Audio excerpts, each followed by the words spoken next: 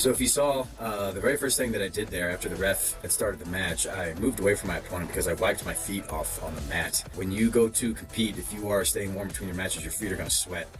And the amount of times I've accidentally slipped during a match has been fairly numerous. So be sure to bring a towel with you to wipe your feet off. And as you step out onto the mat, do that. They're not going to have any complaints on that. They're just going to sit there and wait for you.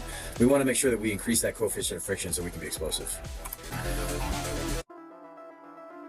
And right there with that snap down, I actually have a video about snap downs and working with the medicine balls. Everybody, hey, it is Hopper, and we're back at it again with an explosive strength drill that all grappling and combat athletes can utilize. It involves medicine ball slams. We want to use a medicine ball that's about 20% of our body weight. And when we perform this particular drill, we want to ensure that the hands accelerate past the hips. This medicine ball drill will give us the benefits of utilizing about the middle portion of the force velocity curve, which is shown in the graph right here in that green area. Ensuring that when we do that snap down that we're pushing and pulling, and if you can get those arms a little straighter, when you hit that snap down, you want him heavy in the toes. Always get your opponent heavy in the toes. Looking for another snap down. And if you saw what I just did right there, when I'm working on sagging on his body and snapping him down, I'm not necessarily using my arms. But if you watch my legs right in through here, as I start weighting him down, I'm using my weight right here because I want his lower back to get extremely fatigued, so it makes it harder for him to actually wrestle. Making him carry your weight. Make them carry your weight. Yes, just like that. Just keep sagging on him.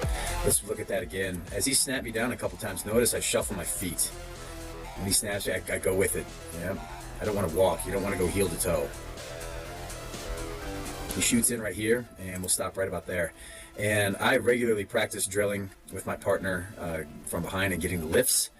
And I try to bring my weight out this way, but he winds up getting a lift, and luckily I've practiced hooking the foot quite often. And it'll be right there. I drill this regularly. Sometimes people argue it as being a little bit of an obsolete technique, but it's critical. It works out so well. So we're wrestling, he goes for the step, right? And I hook the foot. Okay, he goes for the step, and I hook the foot. Now, something else I add to that is I don't want to be tense up here. Like, if you go ahead and lift me, like, see that right there? Now watch, go ahead and lift me. See that? Limp your body almost like your trunk. Yeah. Yeah. Hook that foot. It's a very basic move, but it works exceptionally well.